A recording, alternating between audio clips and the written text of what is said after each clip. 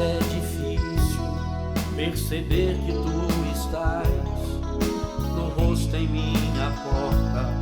Bates hoje, quer entrar. Quem diz que ama a Deus, mas não acolhe o seu irmão, não conhece a verdade, e a verdade nele está. Ó meu irmão, eu digo, vem cantar comigo. Jesus Cristo é em Betânia, nossa vida quer mudar. Ó meu irmão, eu digo, vem cantar comigo. Jesus Cristo é em Betânia, nossa vida quer mudar. Viver o compromisso, acolhendo cada um na face tão sofrida, perceber que tu estás. Amar e ser amado, eis a nossa vocação. É Deus quem nos convida e nos chama à conversão. Ó meu irmão, eu digo, vem cantar comigo. Jesus Cristo é em Betânia, nossa vida quer mudar. Ó meu irmão, eu digo, vem cantar comigo. Jesus Cristo é em Betânia, nossa vida quer mudar.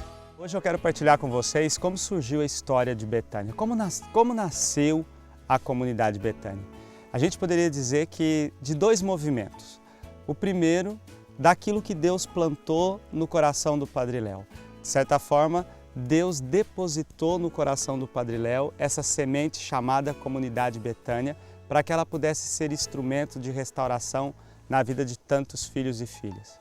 Por outro lado, a experiência do Padre Léo com a dependência química fez com que ele fosse trazendo dentro de si o desejo de ajudar outros a vencerem aquilo que ele mesmo havia experimentado. Então, quando o Léo chegou no Colégio São Luís de Brusque, em Santa Catarina, e entrou em contato com aquela realidade de muitos jovens que vinham com o problema da dependência química, ele atendia, conversava com eles, aconselhava, mas depois o jovem voltava para casa e tinha que enfrentar de novo, sozinho em casa, o inferno das drogas. Ele começou a pensar, não, eu não posso cruzar os braços, eu preciso fazer algo mais para poder acolher esses meninos e meninas. Como isso foi ficando insustentável lá no colégio, esse atendimento se dava primeiro no Colégio São Luís e os pais dos alunos começaram a questionar como que pode, como acolher esses meninos aí, vai ter problema com os nossos filhos e filhas. Nasceu então o desejo de um lugar que pudesse ser um recanto para acolher os filhos e filhas dependentes químicos.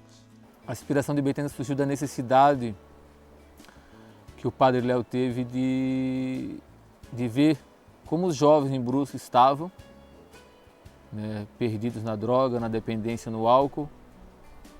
E ele teve esse desejo, essa vontade. Dessa necessidade surgiu de não ter onde colocar esses jovens que procuravam ele na capelinha, esses jovens que ele ia ao encontro de madrugada, e ele não tinha onde colocar essas pessoas. Ele chegou a acolher jovens na sua casa quando ele morava no Colégio São Luís.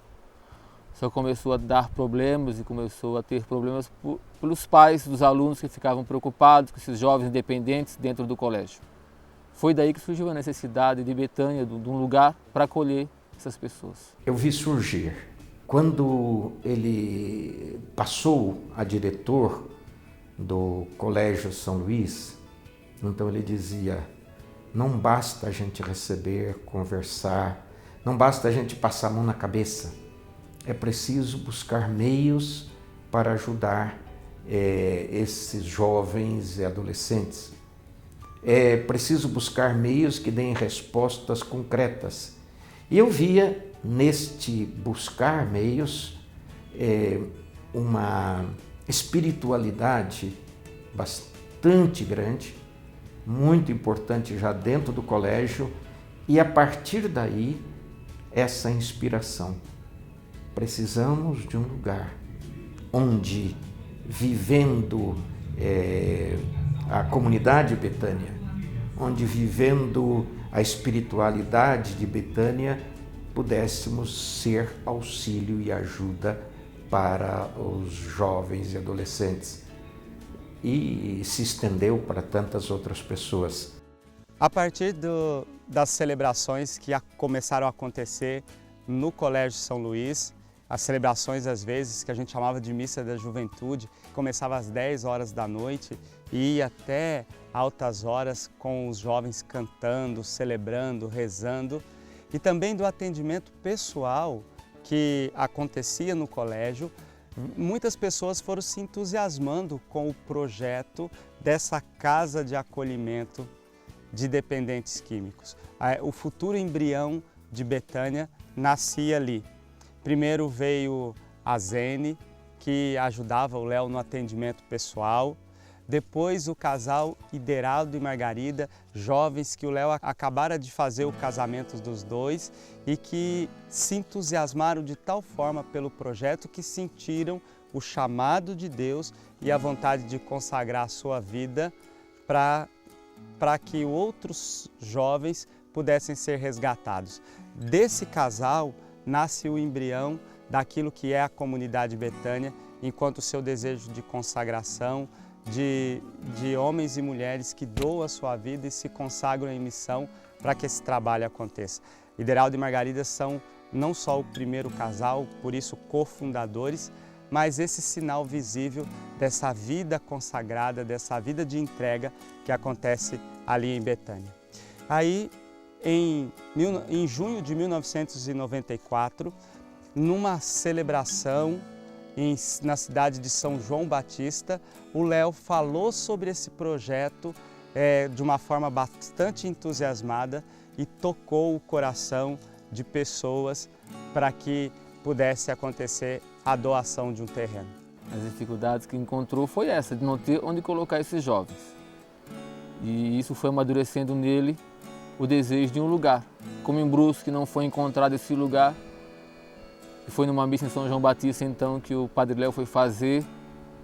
Ele falou de Betânia, desse desejo de Betânia, e a dona Wanda estava nessa missa e através dela, ela se prontificou e conseguiu o terreno em São João Batista para a gente iniciar a nossa casa. E eu não faltava à missa dele, era dia de semana, mas eu ia sempre. Então, lá um dos dias ele falou que ele queria abrir uma casa para acolher as pessoas, né? Drogados e o que fosse que precisa de ajuda, né?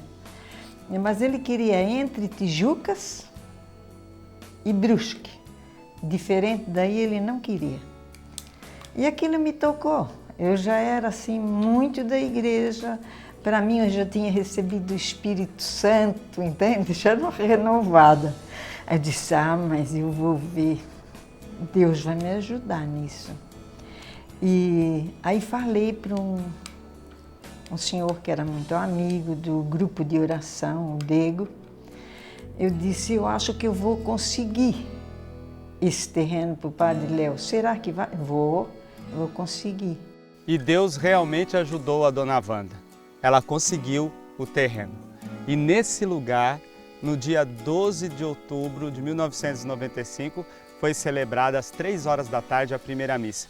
E eu me lembro bem, porque foi muito emocionante o momento em que nós consagramos todo esse lugar à Nossa Senhora Aparecida, e eu, segurando a imagem de Nossa Senhora Aparecida, escutava toda aquela multidão cantar um canto à Virgem Maria, à Virgem Aparecida, e o Léo rezando e pedindo que Nossa Senhora Aparecida abençoasse esse lugar e fizesse desse lugar casa de restauração.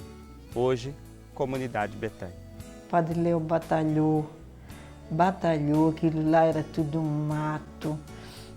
Ele acertou aquele primeiro elevadozinho que tem ali, né?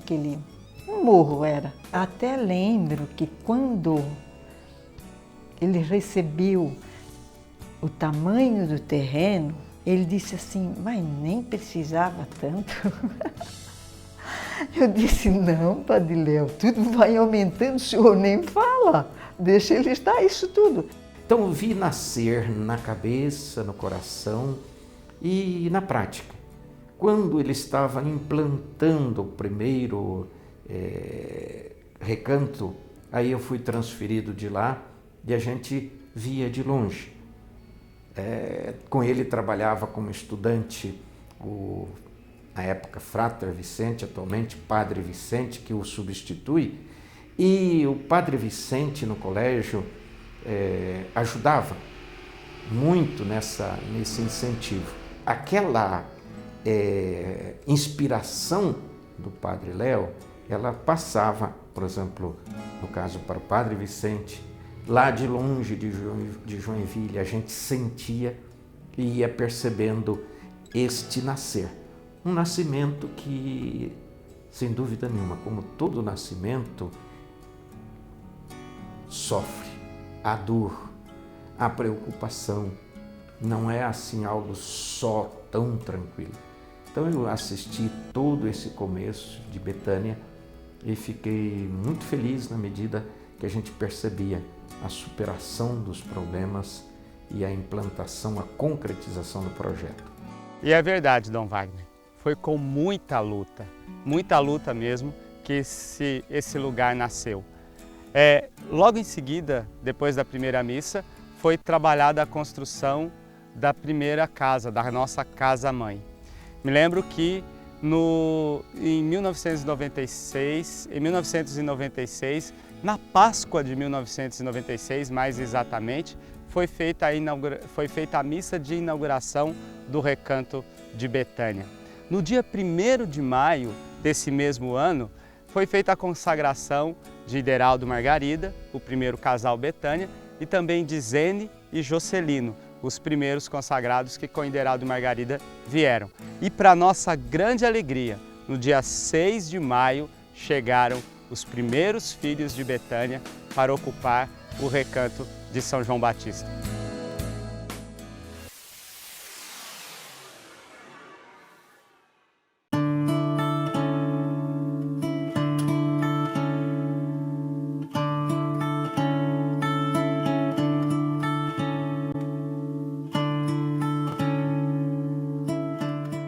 Betânia significa casa do pobre. Vem do hebraico e significa casa do pobre. É um lugarejo que fica na parte oriental da cidade de Jerusalém, ao norte do Monte das Oliveiras. Juntinho ao Monte das Oliveiras, ao norte, ficava o lugar a uns de 3 a 5 quilômetros no máximo de Jerusalém. Ali fica situado na encosta oriental norte, esse lugarejo de Betânia. Ali era a casa dos amigos de Jesus. A tradição cristã, e isso retirada dos textos da Sagrada Escritura, nos dizem isto, era a casa dos amigos de Jesus, o lugar onde Jesus gostava de estar, o lugar onde Jesus era acolhido. Por isso, em Betânia, nós devemos acolher a cada um como se fosse o próprio Cristo que vem até nós para celebrar e experimentar essa amizade que Jesus experimentava e tinha diante de si na casa de Marta, Maria e Lázaro em Betânia. Betânia existe por causa de uma espiritualidade, a espiritualidade da acolhida. Betânia é a casa dos amigos de Jesus, que gostava de acolher Jesus, aonde Jesus gostava de estar, junto com Marta, com Maria e com Lázaro. 3 pessoas, humanamente falando, 3 pessoas descartadas da sociedade. Marta com o seu ativismo, Maria com a sua vida de prostituição, principalmente ela que era uma prostituta de leprosos, e Lázaro um leproso. E, no entanto, era ali que Jesus gostava de estar. Então nós também queremos criar espaços, feito esse, onde a gente possa estar na serena e maravilhosa companhia do Senhor. Como o Léo acentuava agora, o que mais encanta na espiritualidade de Betânia é o fato da gente poder pensar que Betânia era uma colônia de leprosos. E nós sabemos todo o significado de um leproso na Sagrada Escritura. Você poder imaginar que ali, naquela colônia de leprosos, como afirmam alguns exegetas que explicam as Sagradas Escrituras e a situação do lugar chamado Betânia, pensar que ali Jesus gostava de estar, Jesus tinha amigos, Jesus frequentava a casa e mais ainda, Jesus fez a base do seu ministério na Judéia, em Betânia. Se na Galileia Jesus fez da região de Cafarnaum, por causa da sua importância junto ao Lago da Galileia, como rota de trânsito de mercadorias pela via mares, aqui na Judéia, pensa comigo, aqui na Judéia, Jesus escolheu uma colônia de leprosos para fazer a base do seu ministério muito próximo de Jerusalém, muito próximo do templo. É um sinal claro da preferência de Jesus, de com quem ele gostava de estar e qual era a missão de fato de Jesus. Ele que veio para os pecadores, para os que precisam de remédio e não para os justos e sãos.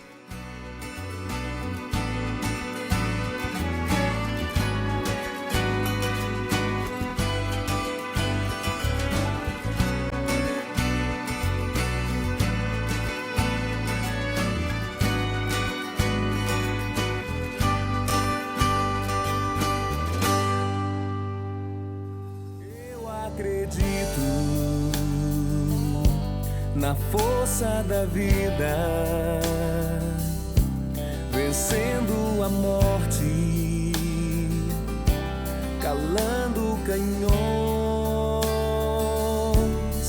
Eu acredito num mundo sem guerras, sem ódio ou cobiça, no sonho de paz. Acredito em cada sorriso, sorriso sincero e acolhedor. Eu acredito em cada criança fazendo a história pés no chão. Eu creio, Senhor, aumenta a minha fé. Eu creio, Senhor, em Ti. Eu creio, Senhor, aumenta fé, eu creio, Senhor, em Ti.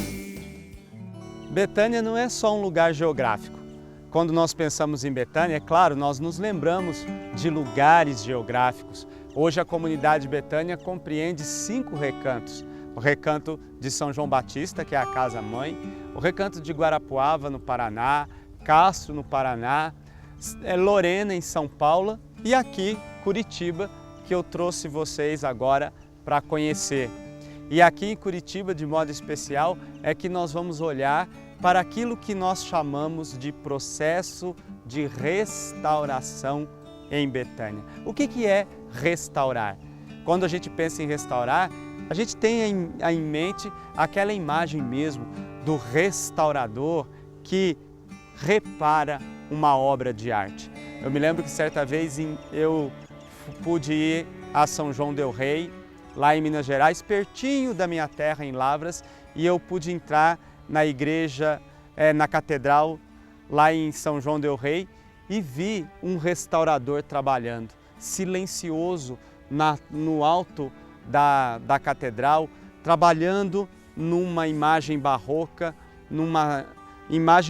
com uma delicadeza, com aquilo levando um tempo grande, mas ao mesmo tempo de atenção, de delicadeza, de cuidado. Restaurar é isso. A única diferença é que restaurar para nós é centrado na pessoa de Jesus. Jesus e sua palavra é o conteúdo, o método e a razão de ser de toda restauração em Betânia. É olhando para Ele que nós restauramos. Por quê?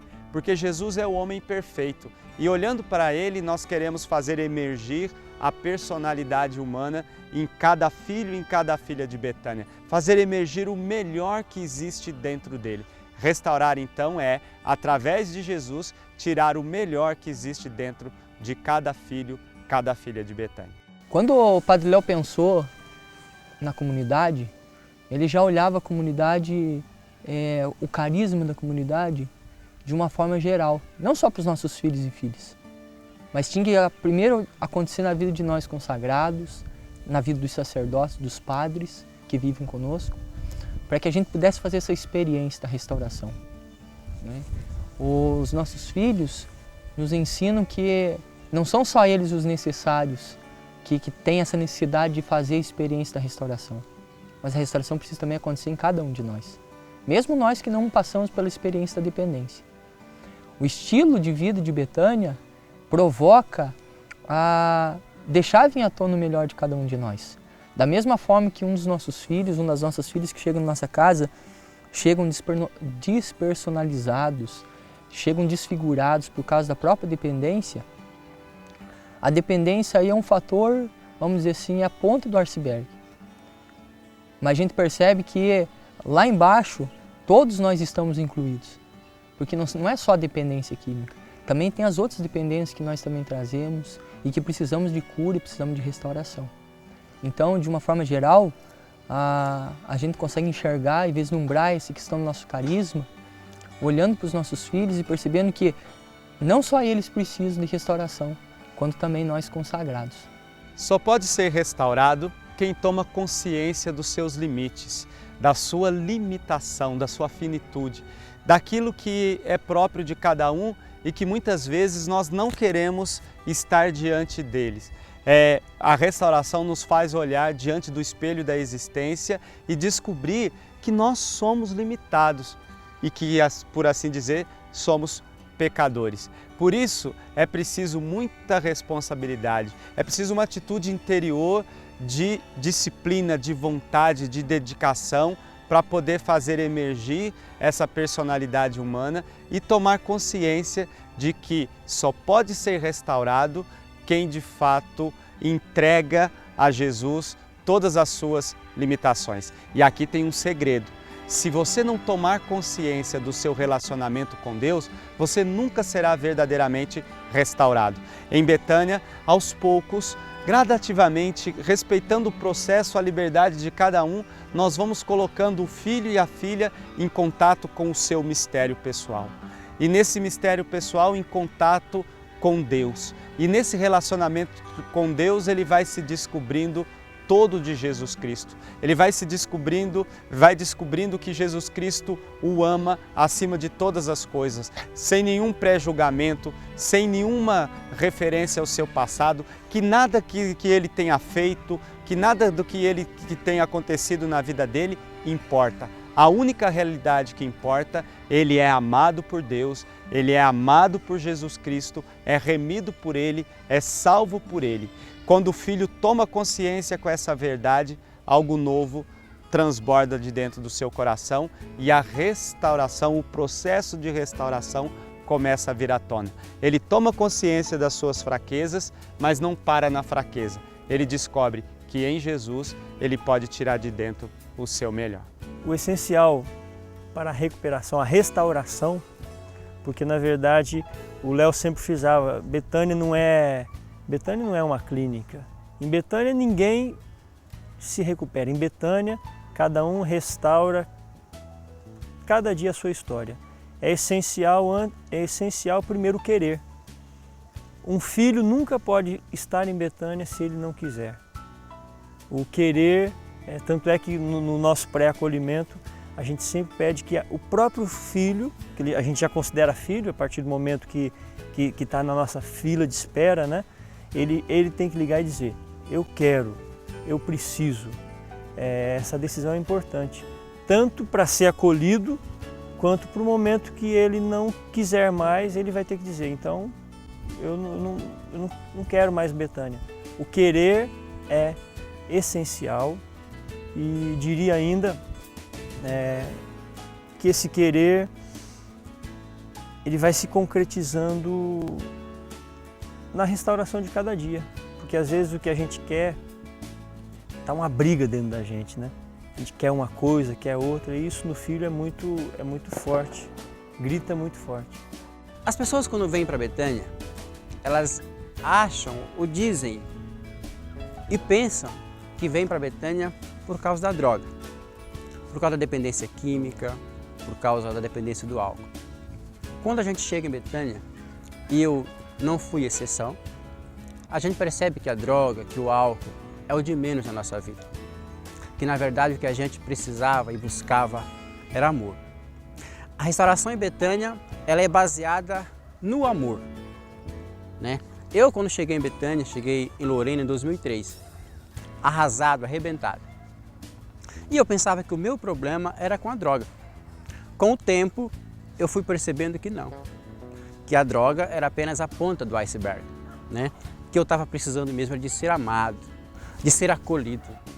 Esse abraço de Betânia, esse abraço betanino único no mundo, né? Esse abraço que cura e que restaura. Não existe restauração sem a pessoa de Jesus. E nós sabemos aqui em Betânia muito bem disso. Jesus é o centro da nossa restauração. Jesus inaugurou um novo jeito de se relacionar com Deus.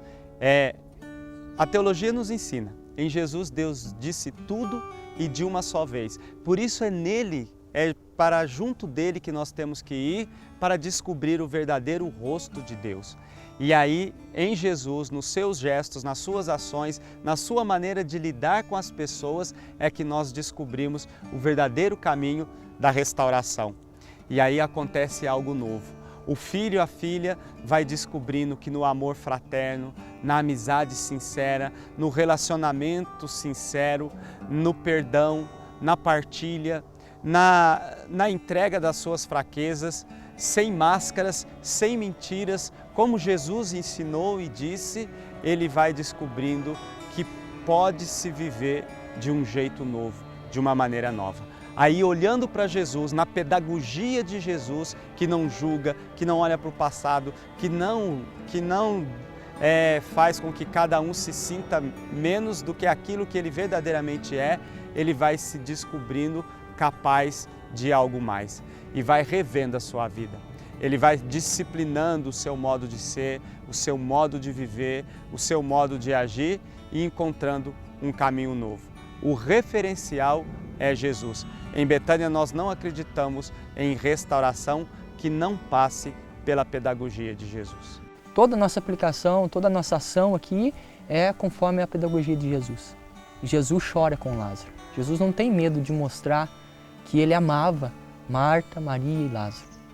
Betânia exige um amor verdadeiramente concreto. Não se ama na teoria, Jesus não amou na teoria. Betânia nos ensina a amar concretamente. É ali no dia a dia, no respeito às normas, por mais pequeninas que seja, por mais simples que seja, no simples arrumar a cama de manhã, é que esse amor precisa ficar latente. Por isso, a insistência com os filhos e filhas é não amar de boca, de palavras, mas amar com gestos, gestos concretos que nos leve ao encontro do irmão. Por isso, eu só amo verdadeiramente se eu dou passos na direção do irmão, se eu saio de mim mesmo. Quem de dentro de si não sai, não vai saber amar ninguém, já diz o poeta. É ali, no concreto da vida e do dia a dia, a partir das pequenas coisas, que esse amor que brota de Jesus se expressa no coração dos filhos e filhas e vai o... Estamos agora aqui no recanto de Guarapuava, que é sem dúvida um dos recantos mais bonitos de Betânia. E aqui nós somos convidados a olhar de modo especial para a dimensão do trabalho. Marta representa essa dimensão do trabalho em Betânia, a dimensão física de modo geral, mas essa dimensão do trabalho. E o trabalho é um aspecto privilegiado da restauração que acontece, que mora em Betânia.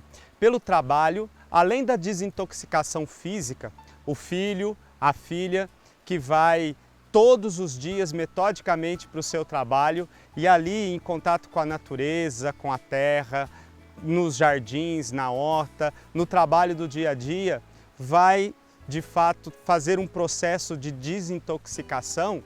O trabalho tem essa dimensão restauradora em amplitude. Por quê? Porque é o trabalho que vai disciplinar esse filho no dia a dia da vida. Para vocês terem uma ideia, em Betânia, aquilo que se começa, termina. Tem horário para começar, tem horário para terminar. E ao longo do trabalho, desse período de trabalho, ele vai pensar em tudo aquilo que ele faz, tentando dar sentido a cada coisa, a cada detalhe, a cada passo que ele realiza dentro do seu trabalho. Isso, muitas e muitas vezes, leva o filho, que em casa não tinha horário, não acordava fora de hora, não sabia começar e terminar, sem força de vontade, sem disciplina, leva para a vida dele, traz para a vida dele, melhor dizendo, uma revolução. E eu digo revolução mesmo, porque ele se enxerga capaz de começar e terminar. Isso é a força do trabalho em Betânia, que desintoxica e restaura. O trabalho com a terra, você ficar descalço, mexer com a terra, mexer com animais, ver o animal crescer, porque nós temos o trabalho também com galinhas, por exemplo, né? Então o menino vai ver lá desde o ovo, a galinha chocando o ovo, depois nascendo o pintinho, depois esse pintinho crescendo, se tornando uma galinha, pondo o ovo e esse processo continuando. E nós vimos isso aqui acontecer. Isso é cura, são esses milagres que a natureza nos proporciona, né, que nós trabalhamos aqui em Betânia, que ajudam o filho, a filha, desfigurados, destruídos pelos vícios, a se restaurar. Então o trabalho em Betânia é algo assim que realmente resgata a vida das pessoas, restaura, com certeza. Um outro aspecto significativo do trabalho é o contato com a natureza. Em Betânia nós privilegiamos isso, o contato com a natureza. Primeiro, nós queremos que o filho perceba a harmonia que existe na natureza, aquilo que Deus fez, de modo privilegiado o contato com a terra. Planta-se muitas flores em Betânia. Aliás, se faz mais jardins do que necessariamente hortas em Betânia. Exatamente para que o filho perceba que com a natureza e na natureza, Deus faz conosco aquilo que Ele faz com as flores. Que vivemos estações na nossa vida, que precisamos cultivar a nossa vida, que não existe flor mais perfeita, não existe planta mais perfeita, não existe nada mais importante a ser cuidado do que a nossa própria vida. E assim como através do trabalho nós vamos cultivando a natureza, nós vamos cuidando daquilo que Deus fez e faz, acontece o mesmo conosco. Ele vai transferindo para a sua vida, percebendo o significado profundo, vai percebendo que ele precisa ter paciência consigo mesmo para que essa restauração aconteça, que não é do dia para a noite que essa restauração acontece, que leva tempo. E é o trabalho que vai metodicamente ensinando isso aos nossos filhos. Que nada se perde quando um filho chega através do trabalho e aproveita, por exemplo, o próprio esterco que vai adubar a terra, ele olha para aquele esterco e percebe no seu coração: aquilo que é esterco vai gerar vida. Então tudo na minha vida, mesmo aquilo que foi estragado, pode hoje, nas mãos de Deus, cultivar o novo, trazer à tona o homem novo, a mulher nova. O trabalho faz isso conosco. E assim, em cada detalhe, em tudo que se faz no trabalho em Betânia, se torna educativo, se torna pedagógico, mas principalmente restaurador. O trabalho faz parte da sua restauração. E uma segunda coisa importante: se você andar em Betânia, você nunca vai descobrir quem é pobre, quem é rico, quem tem pai, quem não tem, quem veio da zona, quem veio da rua, quem veio da igreja, quem veio do convento. Porque pelo trabalho, pelo fato de morarmos na mesma casa, por comermos no mesmo refeitório, nós somos absolutamente iguais. E esse é um valor que nós não podemos perder nunca se nós quisermos de fato viver em comunidade. E nós fizemos essa opção, porque sentimos que a força da comunidade é a grande força restauradora em Betânia. O trabalho de Betânia é acolher. A nossa missão primeiro é acolher. A gente entende que a restauração e não a recuperação se dá em função do acolhimento que praticamos. Então, dessa maneira, a gente procura restaurar. Restaurar é você aprimorar aquilo que a pessoa já tem. É você ajudar a pessoa a trazer à tona aquilo que de fato ela é.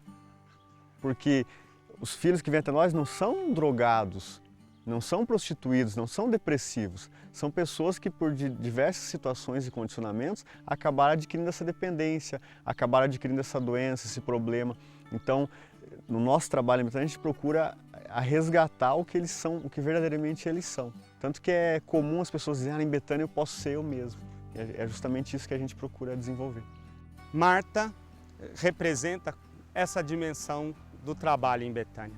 Muitas e muitas vezes, quando a gente pensa em Marta, a gente olha de forma negativa. Olha aquela que Jesus, de certa forma, no Evangelho de São Lucas, repreendeu. Marta, Marta, tu te preocupas e te agitas com tantas coisas. Uma só coisa é necessária.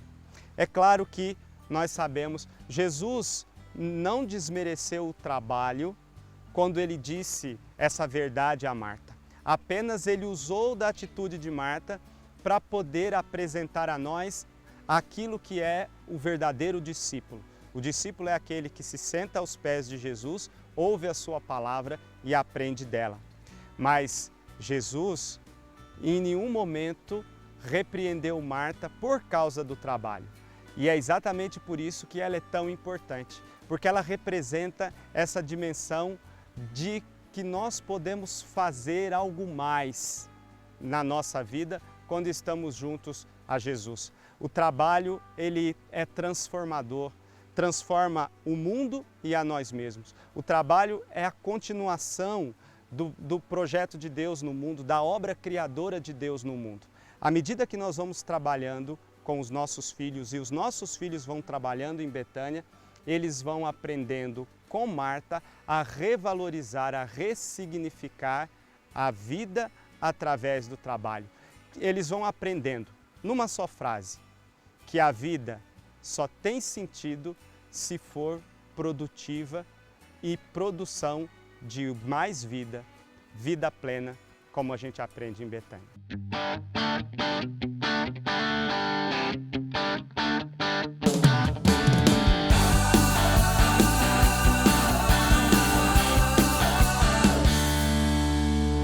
Hoje o tempo parece estar perfeito para quem procura um abrigo, um abraço, um sorriso sincero de um amigo. Eu quero um sorriso sincero de um amigo. Abrigo. Eu busco a minha inspiração em quem com seu olhar me retirou do chão, da dor, da tristeza, do medo de me entregar e ter abrigo. Amigo sincero, hoje eu quero.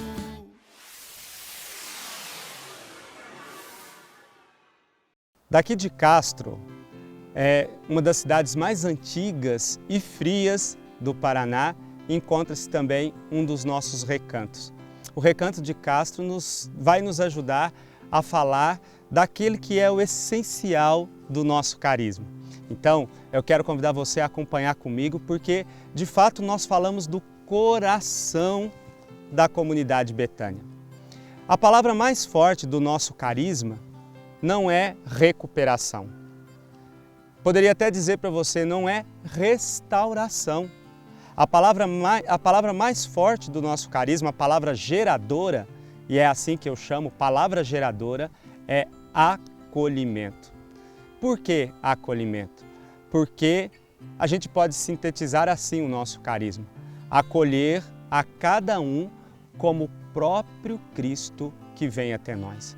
Isso significa que cada pessoa que vem até nós em Betânia, de modo muito especial, até porque é a razão de ser de Betânia, cada filho, cada filha que vem até nós é o próprio Cristo que vem. Acolhemos no Filho o Cristo que vem nos visitar. Em Lucas 10, 38, nós encontramos Marta, um versículo sobre Marta dizendo assim: Jesus foi até uma aldeia e uma mulher chamada Marta o recebeu em sua casa. É isso que nós fazemos. A nossa casa se abre para receber Jesus que vem até nós. Em cada dependente químico, em cada menor, em cada soro positivo, em cada prostituído, prostituída, é Jesus que vem até nós em Betânia. A acolhida em Betânia, ela se dá de maneiras simples. Uma das maneiras é o abraço. Todas as pessoas que chegam até nós são abraçadas. Começamos o dia com um abraço, terminamos o dia com um abraço, porque muitas, ou a maioria, ou todas não foram abraçadas o suficiente, não foram amadas o suficiente e por isso caíram para os vícios, para a droga, para a prostituição, para o pecado. E Betânia quer resgatar os valores de cada um. Por isso é que nós temos maneiras simples de viver em Betânia. Abraço, carinho, beijo. Nós dividimos o espaço do quarto, cada um organiza suas coisas. A acolhida é feita nos grupos de vida, grupos de partilha, é feita no almoço, no jantar, no café da manhã, a partilha do pão, a partilha da comida, a partilha da vida, que é o mais importante. Aí entram os consagrados, que são os responsáveis pela acolhida de cada filho e cada filha em Betânia. O consagrado ele está disponível para atender esses filhos, para conversar com esses filhos, perceber a necessidade física, a necessidade da saúde, a necessidade básica de higiene, a necessidade espiritual que o filho tem. A acolhida em Betânia, ela também se dá com a família, nesse contato que nós temos com a família, essa ligação que Betânia tem com cada familiar que vem até aqui. Nós conversamos com eles, passamos como o filho está.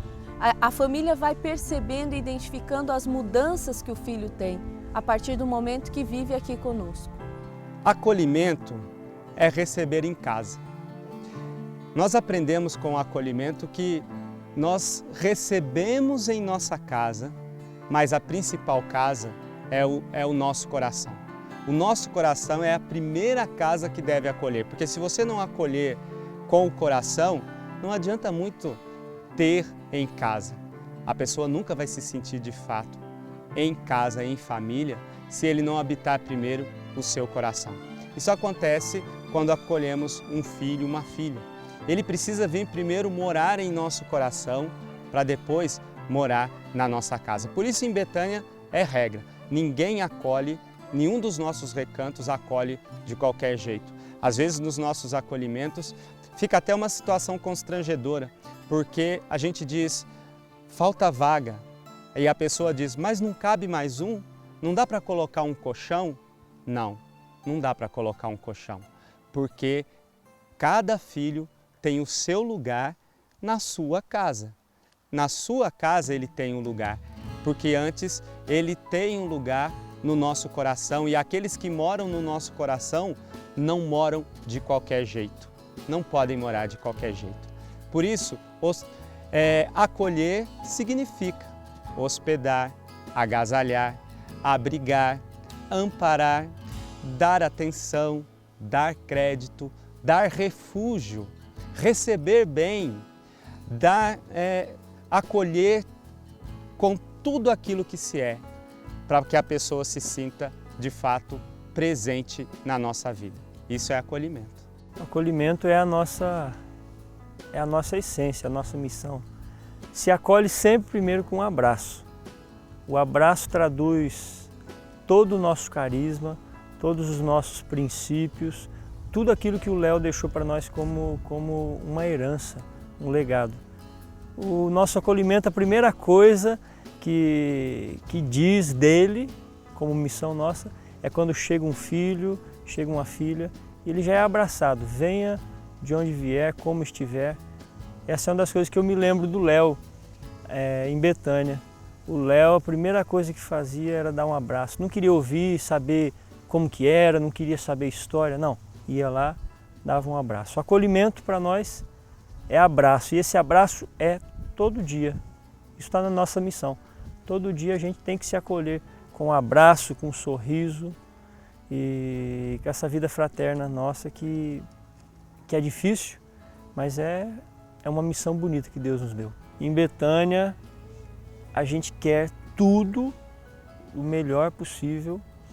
A gente não quer uma construção meia boca, a gente não quer uma coisa pela metade, a gente não quer uma cama de qualquer jeito. Beliche não existe em Betânia. Se existe, às vezes é em algum momento ali de imprevisto, né, que às vezes a gente tem que acolher um filho na urgência, mas não existe, porque cada um tem que estar no mesmo plano. O Léo ensinava isso pra gente, né? A beliche coloca sempre alguém acima de você. E em Betânia, a gente está no mesmo plano. O acolhimento gera um processo de restauração em Betânia. Um processo que individualiza, que personaliza, um processo que faz o outro tornar-se pessoa, tornar-se gente. Isso, o acolhimento tem esse poder, principalmente à medida que cada consagrado, através do acolhimento, vai acompanhando esse filho e essa filha. De modo bem concreto, eu poderia dizer, a cada semana esse filho é de novo acolhido quando o consagrado tira tempo, senta com ele e pergunta, filho, como você está? E esse processo se dá semanalmente. Mas de modo todo especial a gente pode dizer isso, que acolher é abrir o coração. E quando eu abro o coração, eu recebo o outro, eu acolho o outro e eu estabeleço esse processo. Mas tem um segredo muito importante. O coração é nosso, mas o rosto é do irmão, é do outro. O rosto é seu. Você olha para o meu rosto e você sabe se eu acolhi ou não. O rosto é reflexo do meu acolhimento. Por isso é preciso tomar muito cuidado, porque às vezes eu digo que acolho, na teoria, na palavra, mas o rosto me trai. E quando eu digo rosto, eu falo daqueles gestos e atitudes concretos, simples, generosos, sinceros, mas que fazem toda a diferença. Às vezes, um simples muito obrigado revela o meu acolhimento. Um por gentileza, um por favor, num mundo que de tanta brutalidade, de tanta violência, revela o meu acolhimento. Por isso, de modo especial em Betânia, sorriso e abraço são integrantes do nosso acolhimento. Sorriso e abraço expressam, materializam, concretizam em Betânia o nosso acolhimento. Pelo sorriso, o filho se sente amado. Pelo abraço, o filho sabe, você é importante, você é acolhido. Vem para perto de mim, fica comigo. E isso é extremamente transformador. Isso é Betânia. Hoje o tempo parece estar perfeito para quem procura um abrigo, um abraço, um sorriso sincero de um amigo. Eu quero um sorriso sincero de um amigo. Abrigo.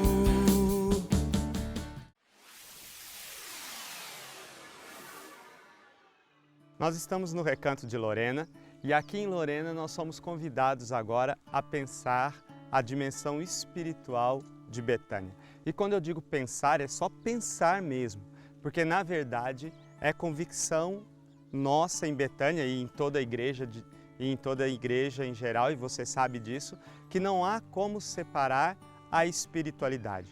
Isso é um conceito platônico, quando a gente pensa corpo separado de espírito.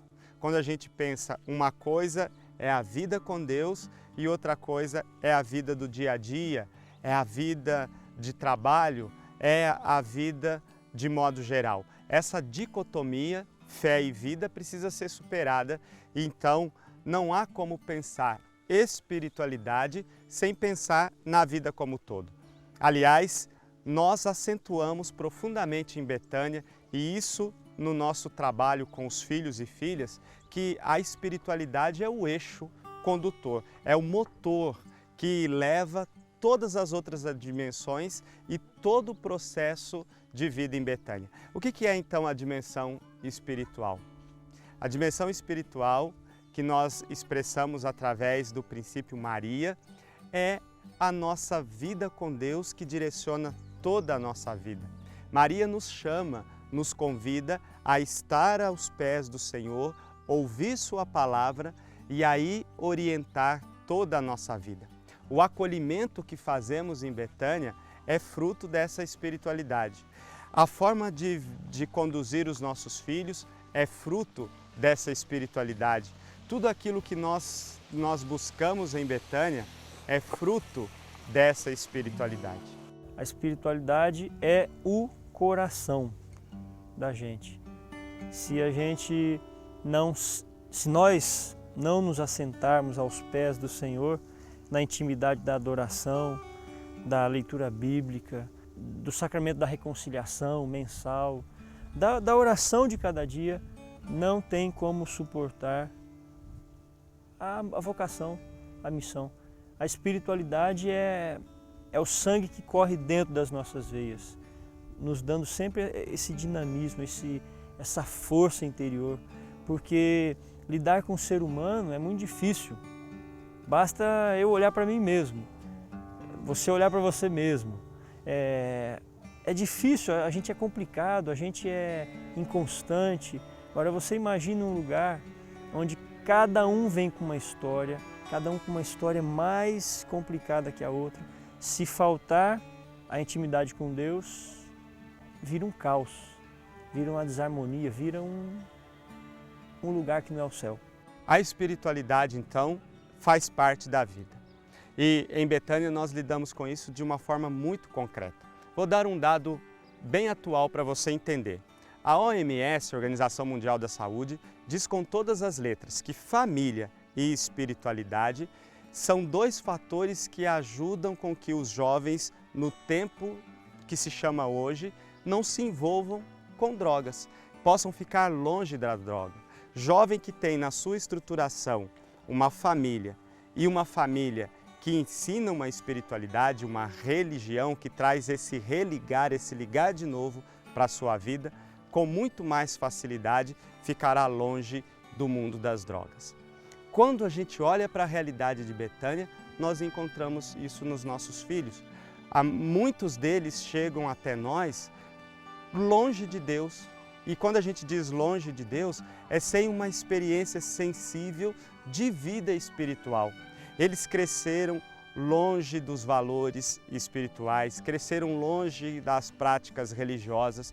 Muitos chegam sem primeira comunhão, sem batismo, sem prática nenhuma de confissão. À medida que eles deixam que esses valores vão entrando na sua vida, eles encontram um suporte poderoso para reorientar a sua vida. Jejum.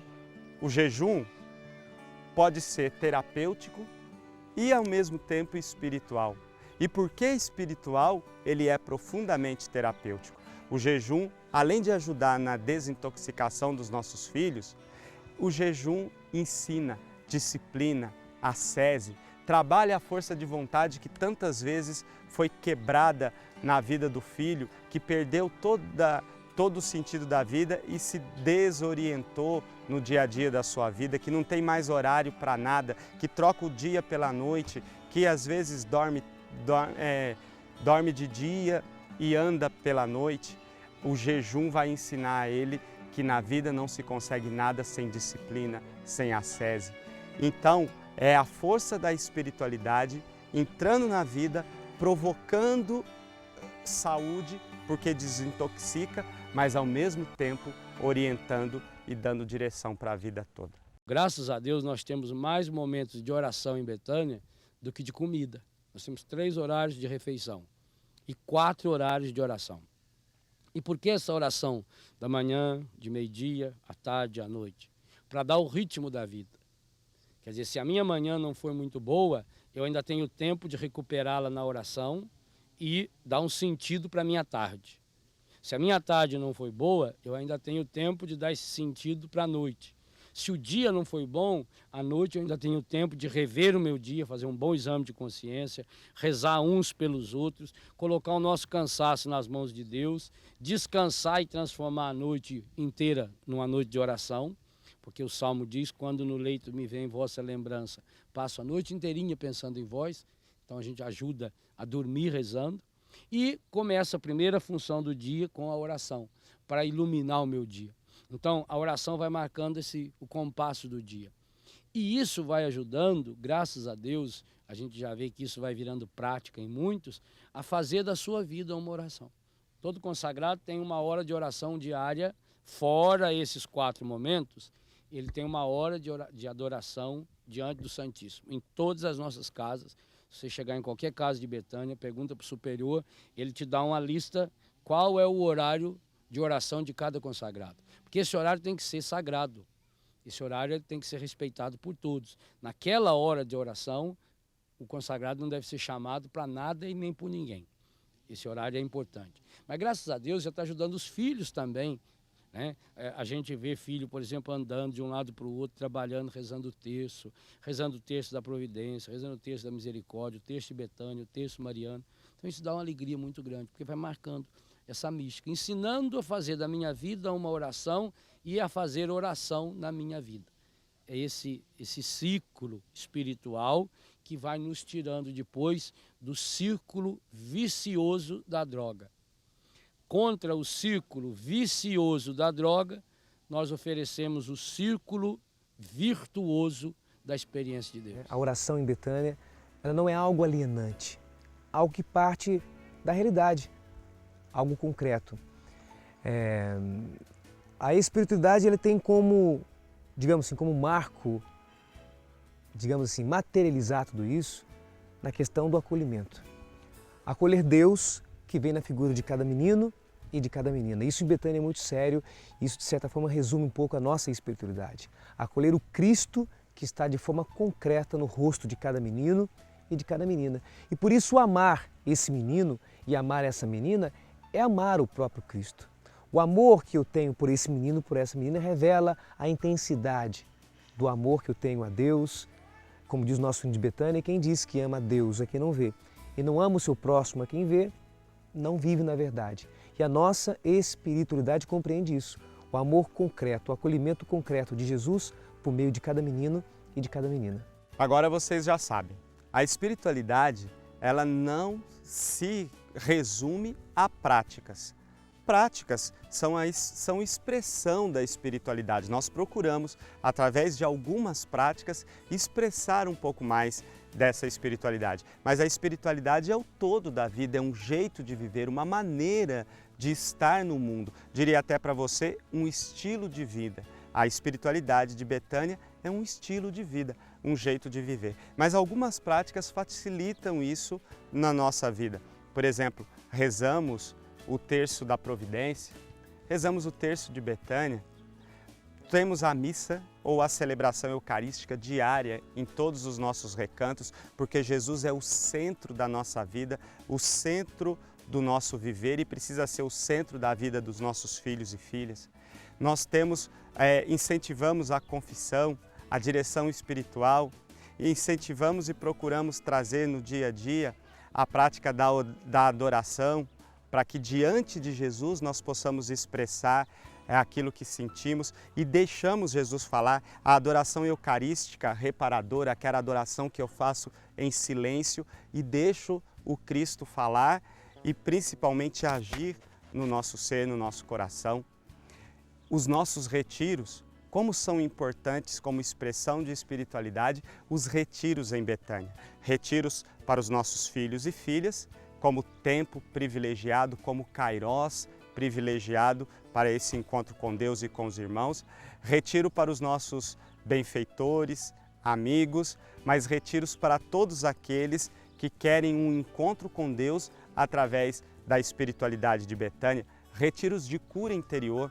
Uma das grandes expressões da espiritualidade de Betânia é a cura interior, que, em outras palavras, é sinônimo de salvação, de restauração, de recriação, de busca do homem novo e principalmente de refazer a imagem do Cristo desfigurado que nós encontramos nos nossos filhos e filhas alquebrados pela vida. É por isso que a imagem mais significativa de Betânia é esse Cristo de rosto indefinido, de rosto desfigurado, que precisa ser refeito, reparado no amor que vem de Deus, no amor do coração de Jesus. Todos os retiros em Betânia são retiros de cura interior a partir de temáticas específicas. Começamos basicamente o Padre Léo pregando o retiro, eu e o Ideraldo, numa caixinha Stânia com 3 saidinhas, uma para 2 microfones e um violão para 120 pessoas. 120 pessoas. Os filhos saíam das suas casas, davam lugar aos retirantes. Ali começou o retiro na comunidade Betânia, ainda no improviso, mas a gente sentia já daquela época, há mais de 10 anos atrás, como as pessoas estavam sedentas de Deus, buscando uma espiritualidade diferente, buscando algo diferente. E de lá para cá, nesses 10, 11 anos, a gente tem melhorado muito, né? Desde a qualidade no atendimento, na estrutura física. Outros retiros foram surgindo, temáticas diferentes, circunstâncias diferentes. Em Betânia, essa coisa da personalização, 80 pessoas no máximo, para que todos sejam atendidos, para que todos tenham acesso na conversa com o padre, na confissão, para que as coisas sejam realmente, para que cada pessoa, cada indivíduo faça uma experiência concreta, uma experiência verdadeira de Deus em Betânia. Como vocês veem, a espiritualidade é o eixo integrador de tudo que se faz em Betânia. É o motor de tudo aquilo que gera a vida em Betânia. É por causa do Cristo, é em Cristo, é no Cristo, é por Ele que tudo acontece em Betânia. Espiritualidade é isso. O seu amor que me trouxe aqui, me acolheu e me fez sentir filho muito amado e querido. Roupa nova, anel e olhar pro céu. A sua mão foi meu cobertor em noites solitárias e frio. O seu olhar foi o meu farol, no mar que eu navegava perdido. Amor que não pergunta, primeiro nos acolhe.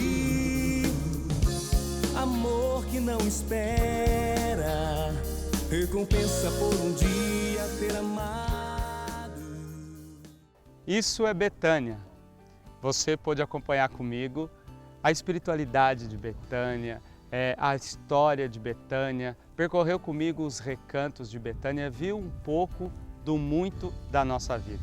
Agora me resta dizer algo para você, olhando nos seus olhos. Você também é Betânia. Você é nosso convidado a estar conosco aqui em Betânia e experimentar aquilo que nós experimentamos. Betânia, lugar de vida plena. Que você possa estar conosco e se sentir acolhido como o próprio Cristo vindo até nós. Pela intercessão de Marta, Maria e Lázaro, Deus abençoe você. Deus pode curar o que o tempo não pôde apagar. Só em Deus, só Ele é capaz de mudar nossas trevas em luz. Deus pode te amar como nunca ninguém já te amou. Só em Deus, só Ele é capaz de mudar nossas trevas em luz.